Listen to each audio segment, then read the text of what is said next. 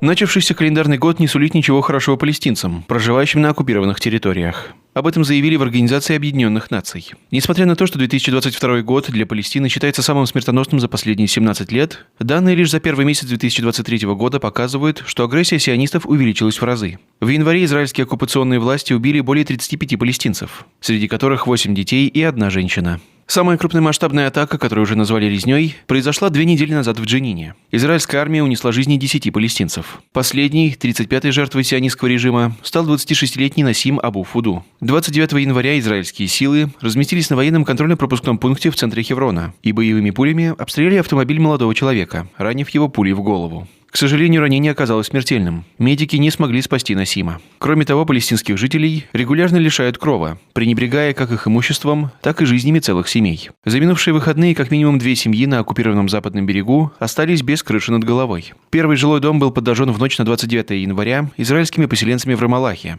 По предварительным данным, обошлось без жертв. Второе палестинское жилище, расположенное в Восточном Иерусалиме, было уничтожено бульдозерами по решению израильского суда. На кадрах запечатлены плачущие женщины и дети на руинах собственного дома. Стоит отметить, что обострение отношений началось после прихода к власти самого радикального в истории Израиля правого экстремиста Итамара Бен-Гвира, который стал главой национальной полиции и новым министром национальной безопасности.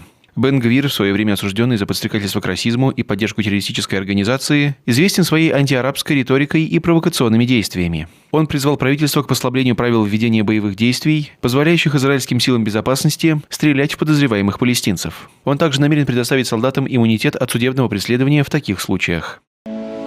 Как сохранить и приумножить свой капитал в кризис? Так называется бесплатный мастер-класс эксперта в области халяль-инвестиций Кумара Мухамедзянова. Очень полезная и актуальная информация в наше время. Переходите по ссылке, не пожалеете.